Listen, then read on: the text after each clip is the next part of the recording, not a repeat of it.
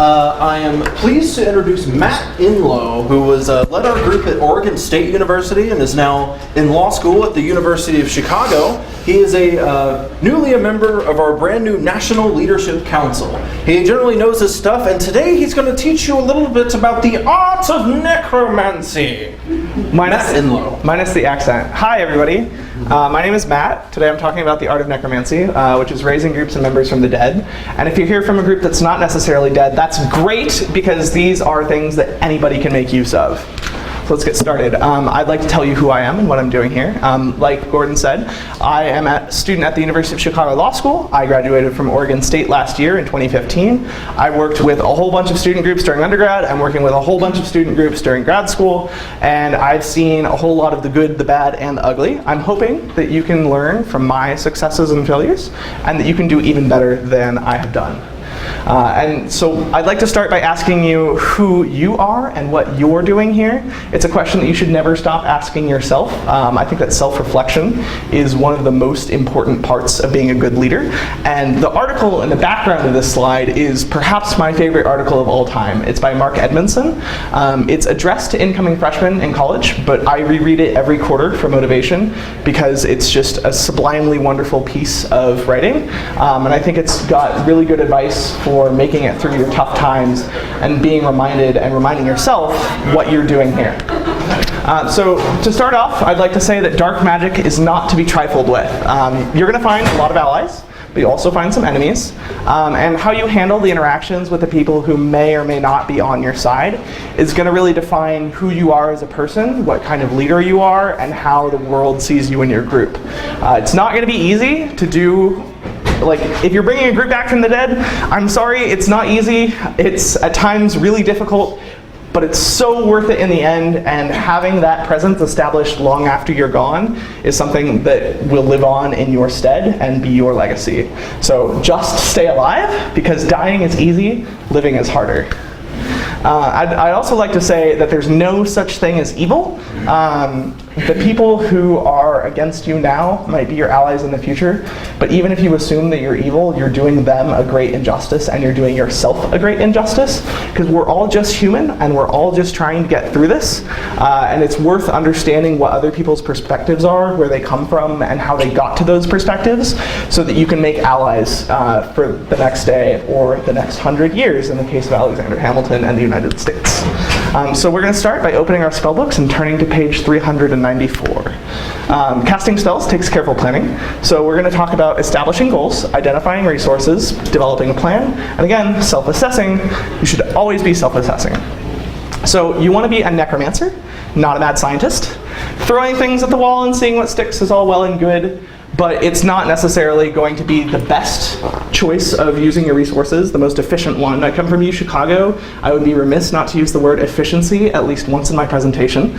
So you shouldn't start until you know exactly what you want to do. You have to figure out what you need to get what you want, and then put it into place. If you get it wrong, it can be really costly. You don't want to waste any of your precious time, so it's important to have a plan going forward. It's okay if you do make a mistake, but it's better to make a small mistake that you accounted for in the first place than a big one that sets you back too far. Also, all of these slides are going to be online, so don't worry about taking notes or writing them down. I'm also going to be writing out detailed explanations and all that, so please don't feel compelled to transcribe what I say.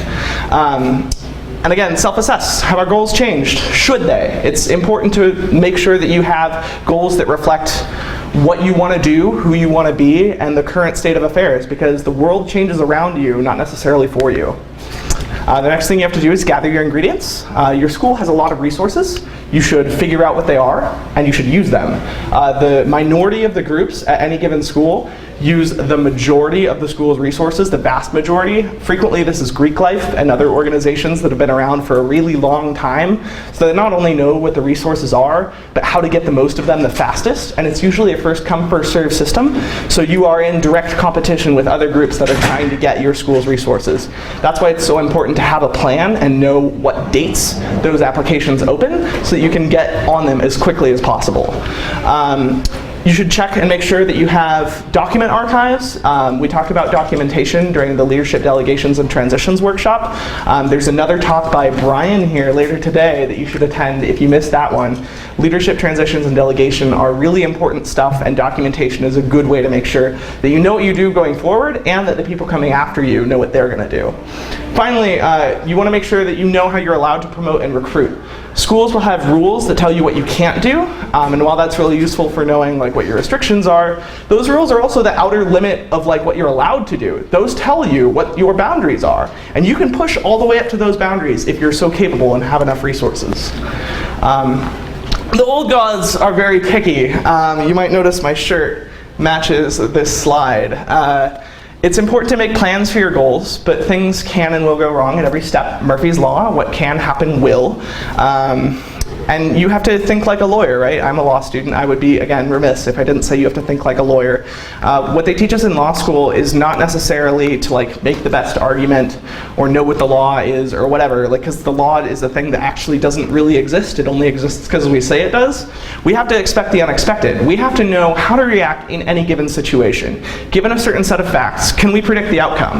That's what your job is as a group leader, even though nobody's going to tell you that. You have to know what you're going to anticipate, how to react to it, and how to make the most of any given situation. And you have to adapt, because things will go wrong. And if you can't adapt, your group is going to struggle, and your event will struggle too.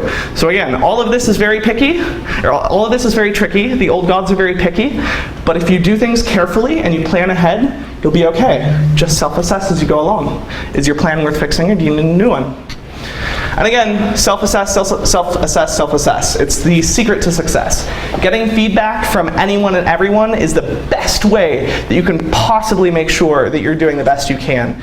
It also makes people feel valued and important when you ask them for their feedback, which makes your group even stronger. You want to make sure that you're doing individual reflection, not just group reflection. You want to value yourself as a leader, but it is important to do group reflection and make sure that the group has the opportunity to give input on what went wrong, because it's not just you, it's everyone.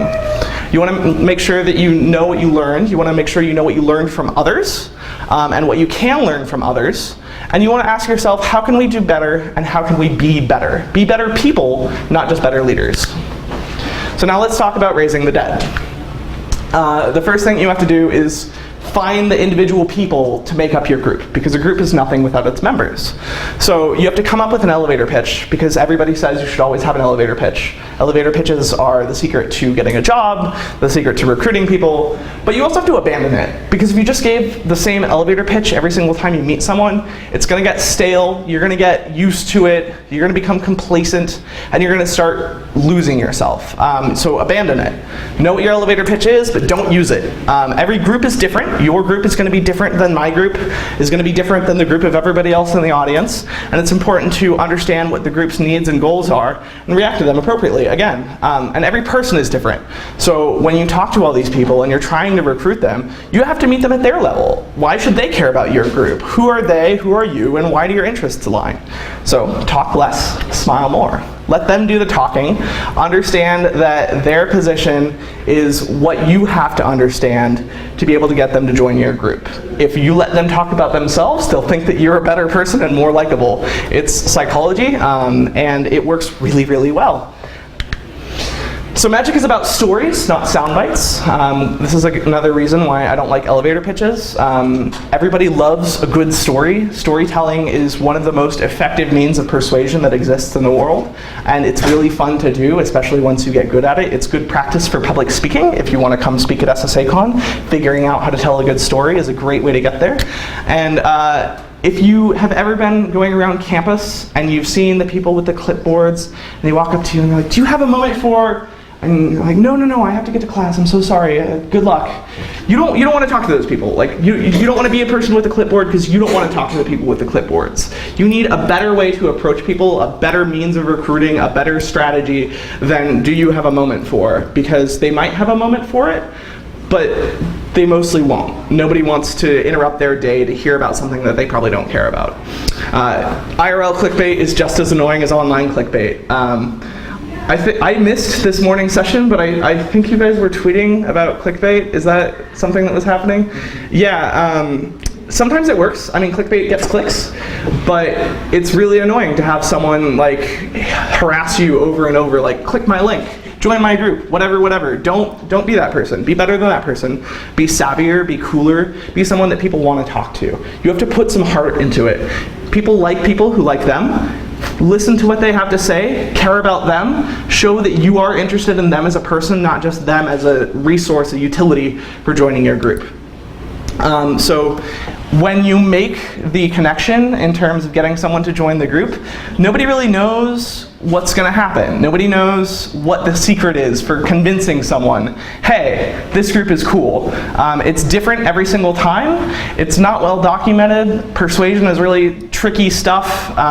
That's why there's a million TED Talks and psychology books and whatever about it. You can go on Amazon and find an endless list of them. I'd recommend that you do. They're all really interesting and like useful, but there's no unified theory of persuasion or how to relate to people or any of that. It's just a skill that you have to practice and work on over time. And in terms of like the actual sitting in a room with someone and getting them to hear what you have to say, you have to consider everything about it. Where you do it matters, when you do it matters, whether you're the only person talking to them matters. Everything about your situation is going to affect how they react to you. And so it's important to pay attention to all of this, to read their nonverbals, to see everything going on in the situation and use it as best you can. And understand that sometimes it's not a good situation to talk to someone. So see if you can talk to them later. Give them your contact info, whatever. Approach them again later. It's not always a win, and you have to know when to take the loss, because there will be other situations. So let's talk about taming demons. The 9 circles of hell are dealing with bureaucracy. Campus administration and I have had interesting relationships. Campus administration can be really, really useful. They can be super awesome people that help you in all of the things. And they can also be super difficult. Bureaucracy and hoops and paperwork and all of these things that groups have to go through exist to weed out the groups and the people that aren't willing to go through them. You have to be the king or queen or non-binary royalty of paperwork. You have to be so willing to go through with that bureaucracy. You have to be involved in everything related to it. It should be your best friend, because if you're really good at it, then they'll like you, and it'll show that your group is dedicated and willing and able to survive as long as possible. I had the wonderful experience of reviving a group at UChicago this year, which is what prompted this presentation. Nick asked me to talk about it. And the number of hoops that you have to go through to get a group started there is ridiculous, because the school has so much money that it gives out to groups. So they want to make sure that only the groups that are going to use the money and be responsible and last for a long time and make the school look good are the ones that are going to be there. So as you learn how to navigate these administrative systems, it's going to be painful and annoying the first time you do it, but if you get good at it, it's a really good resource. And recruiting people is the first fight, but not the last. Winning people is easy, governing is harder. Making these connections, talking to administrators, being their new best friend, bringing them coffee, whatever it is, it's not easy. It's hard work. It takes a lot of time. Time is like the most important resource that you have. You spend it doing tasks, you spend it talking to people, you need long-term relationships, you need short-term relationships. All of this is wonky and wibbly-wobbly, but it's useful, and it's good, and it's worth doing. So let's talk about what lies ahead. You have to ride the river Styx. Groups go defunct for a reason. You have to know the history of it. Don't repeat it. The first thing that I did when I got to UChicago was I talked to the advisor for the group that previously existed, and he told me the whole history. He told me about how men's rights activists had a coup and took over the group, and everyone quit because they didn't like those guys. He told me about this awesome person named Hannah and how she fought till the bitter end when she graduated to keep it alive and make it better again. And there's a lot of history there, and you should know those people because some of them might be good resources and some of them you might want to avoid. And you should know what worked and what didn't, because the history that comes before you is a really important tool. There are events that your groups have done before, there are people they've talked to. Those people will see your name and hopefully be happy. Like, oh, you guys are back. I didn't know. I thought you guys were gone. I hadn't heard from you in some time. That's been my experience. There's been a lot of people that have been really happy to hear that UChicago has a Secular Student Alliance again. So work on tapping those resources, understanding that history, and how to most benefit from it. Additionally, unlikely allies make the best companions in dark times. The Christian groups on your campus will probably be some of your best resources and allies. And for some of you who haven't done interfaith work before, that can sound totally contradictory and weird, but I promise it's true. I worked with a lot of the Christian groups have like paid adults that are like advisors or whatever. Yeah, you guys know what I'm talking about. Those people are like really friendly and useful most of the time, hopefully. I did a lot of work with the Crew organization at Oregon State and their leader. And he and I had like super productive conversations. He was really nice to talk to. And we organized really cool events where we learned about them and they learned about us. And it was all about like breaking down and destroying stereotypes. And they spent $80 on pizza. So they'll spend their money on you, which is another benefit. I like to talk about getting groups to spend their money on you, because I think it's a really good resource for a group that's trying to start out and doesn't have access to funding, like mine. And it's a good way to figure out what you both can contribute in an ongoing relationship. Because some groups have more money than they have time, so you can plan the event and they can sign off on it and pay for it. And ultimately, the secret to success is building relationships. The relationships that you build with other groups, with your members, with your officers. Everything about this is based on relationships. Everything you do in life is based on relationships. Relationships are a nice way of saying networking, which is like a dirty word for some people. Like some people hear, oh, you want to go to this networking reception, try to get a job? Not really. I have to go shake hands with people and make small talk. But like that's really important. Like I can't downplay how important networking is. I can't emphasize it enough, rather. It's hard and it's annoying, especially if you're an introvert. But if you get really good at it, it's a super useful tool and you'll start to enjoy it, I promise. If you put enough work into anything, it gets to be something that you can do consistently and be good at and take pride in. And networking helps you build relationships and get access to resources that you never would have otherwise had. There can be really, really useful allies from like school departments of like majors that you never would have talked to because you're like STEM and they're English or whatever. Like people are interested in who you are and what you have to say and what you want to do. And they'll support you because not as many people on campus, like there are a lot of student groups, but even the leaders of those student groups are a minority on campus. And within that minority of student group leaders, there's even fewer people who are like super motivated and willing to reach out to people. So when these departments and administrators and group leaders off campus and local businesses, whatever, when they get reached out to by a group, it doesn't happen very often, or it's always the same people. And so being a new face and building a new relationship is really exciting for them. It's all about understanding what you have to contribute to them and how that relationship helps both people. And again, in running a group, finding a job, whatever you do, build relationships. I have some final things that I want to introduce you guys to think about what you're going to do going forward. There are more resources. I want to encourage you to use your elective credits to take cool classes about this kind of stuff. I tried my best to appreciate the fact that you only get to go through college once. You only get to take college elective classes once. Once they're gone, you like are disappointed. Like there were so many cool classes I didn't get to take and wanted to. And the professors that teach them are all like really smart, interesting people. And they like it when you talk to them too. You can build relationships with those professors. Like I'm Facebook friends with a bunch of the professors I had for electives in undergrad, just because they were happy that someone finally talked to them during an elective where everybody else just usually sits quietly and does the work and gets the grade. Because like that's what you're there for, right? Like satisfying requirements. Your core classes are awesome opportunities to network, to learn cool things, find like the coolest core class, ask your friends, ask your network, whatever. It's good opportunities to learn how to do this better, how to make new relationships, all that stuff. I've been put in contact with professors at other schools through those core class professors. It's just kind of remarkable how much people are willing to go out of their way to help you just because you were nice to them.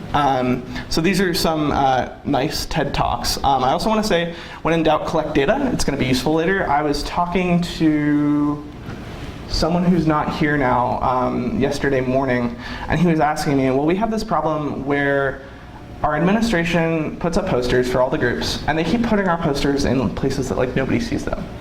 Like, all of your posters? Yeah. Like all the Greek life posters go in like the main student lounge and blah, blah, blah, and we go in like basements and whatever. I was like, okay, so I have bad news and I have good news. The good news is you can do something about this. The bad news is it takes a long time and it's really hard. you have to make a list of all the places that every student group's poster goes as often as you see the posters change. Because once you build the data, you can make a map over time and show that you are being disparately treated relative to these other groups, and that all of the group's posters aren't being put in the same places. And so data can be a really useful tool for pointing out that your group is being mistreated. It can be a really useful tool for finding new people to talk to. It can be a really useful tool for understanding where your group has been and where it's going to go in the future. I mean, we talk about the age of big data and all that, but it really is really useful. And even if you don't know how to make use of the data right away, collecting it is still good because you'll figure it out going forward. I also want to suggest, again, more social psychology stuff. Cognition, interpersonal communication, the way that our brains work is super crazy and interesting, and there are ways that you can like subtly nudge people here and there. Persuasion is a really tricky thing. But you can talk to people, and you can get better at talking to people, and you can listen to them and respond to them in ways that encourages them to keep talking to you. So if you want to get really good at recruiting and be like a professional person who recruits people, or if you just want to figure out how to grow your group really quickly, watching those TED Talks, reading those books, reading those articles is going to be really useful. And it seems artificial, but you'll notice that it's just like the things that successful people do. It's just a habit. It's not like a fake thing. And fake it till you make it is like the best advice that anybody can give you anyway. So the last thing I want to say is another quote from Hamilton: "Help and forgive me, I want to build something that's going to outlive me." Your job as a necromancer is ultimately to leave a legacy for everybody else. You are building something, raising something from the dead, what have you, that other people are going to have for a really long time, hopefully. And if you do a good enough job of this, then it'll be your legacy. People will remember your name. You were the one that brought it up from the dead. You were the one that set up all these structures that kept things good for years to come. You were the one that came up with some great event idea, whatever. Build a great legacy, do good things. People will say your name with fond memories, and they'll advocate for you going forward. It's a self-interest thing, but it's also just kind of cool to have something that you built be there for a really long time. Decades from now, when we're all professional adults working in offices, your group will still be there because you worked so hard on it. That's all I got. Any questions?